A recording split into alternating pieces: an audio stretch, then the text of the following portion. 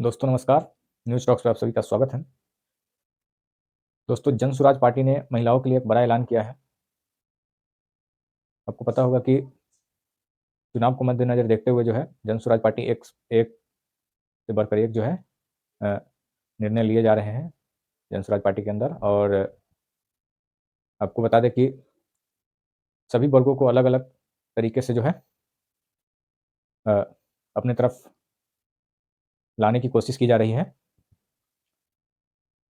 आपको पता होगा कि आनंद मिश्रा के नेतृत्व में जो है जन स्वराज की एक बाइक रैली चल रही है जो पूरे बिहार में 20,000 किलोमीटर की यात्रा करेगी और वो 19 तारीख से ही प्रारंभ किया गया है,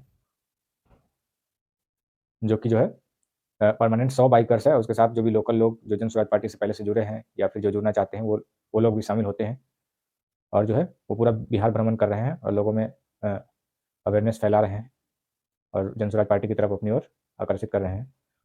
उसके बाद जो है 1000 महिलाएं जन स्वराज के मतलब अ, जन स्वराज के संसाधन पे जो है 1000 महिलाओं को ट्रेंड किया गया है और उसके बाद से उनको जो है पूरे बिहार में उनको 4 महिलाओं पे 1 गाड़ी दी जा रही है। 1000 महिलाओं पे यानी 250 गाड़ी दी जा रही है और एक-एक सोशल मीडिया का जो है जो सोशल मीडिया अ, समझ लीजिए जो सँभालने वाली हो उनके बीच 4 लोगों के ग्रुप में एक सोशल मीडिया वर्कर होना चाहिए और जो भी वो काम करेगी वो वीडियो रिकॉर्ड करके सोशल मीडिया पे डालने का उनका काम रहेगा। और पूरे बिहार में जो है अभी फ़िलहाल 1000 लोगों को अ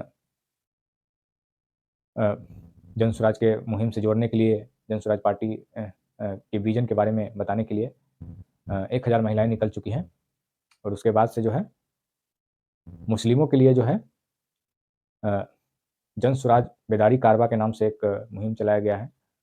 उसमें जो है जन स्वराज मुस्लिम को कैसे हिस्सेदारी देगी, भागीदारी देगी और जन स्वराज क्या करेंगी मुस्लिम के लिए, इन सबको मतलब जो मुस्लिम भाई हैं, वो अपने इलाके में, अपने समाज में जाकर बताएँगे कि जन स्वराज क्या है और कैसे आगे काम करेगी, जन स्वराज मुस्लिमों के लिए क्या करेगी, कितने सीटें देगी, ये सारी चीज़ें।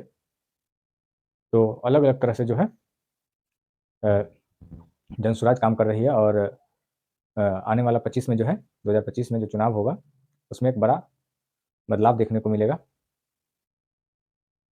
और क्योंकि पहले से 2 गठबंधन ऑलरेडी है, एक एनडीए और एक महागठबंधन, लेकिन ये तीसरा गठबंधन नहीं है, सॉरी, ये तीसरी जो है पार्टी है, विकल्प है लोगों के लिए कि जन स्वराज के रूप में। और देखते हैं कि जनता जो है जन स्वराज पे कितना भरोसा करती है। प्रशांत किशोर का दावा तो है कि जन स्वराज अपने दम पे 2025 में सरकार बनाएगी, लेकिन देखना होगा, 2025 इलेक्शन का इंतजार करना होगा कि जन स्वराज क्या करती है। तो जो है ये पहली पार्टी है जो इस तरह की मुहिम चला रही है और इतने जो है संसाधन अपने जो कार्यकर्ता हैं उन पे खर्च कर रही है, संसाधन लगा रही है। तो देखना होगा कि इसका रिजल्ट क्या होता है और 2025 में जन स्वराज का क्या अ, रिजल्ट आता है। तो आप अपनी राय कमेंट करके ज़रूर बताइएगा। साथ ही साथ हमारे चैनल को सब्सक्राइब कर लीजिएगा, फेसबुक में फॉलो कर लीजिएगा। धन्यवाद। जय हिंद।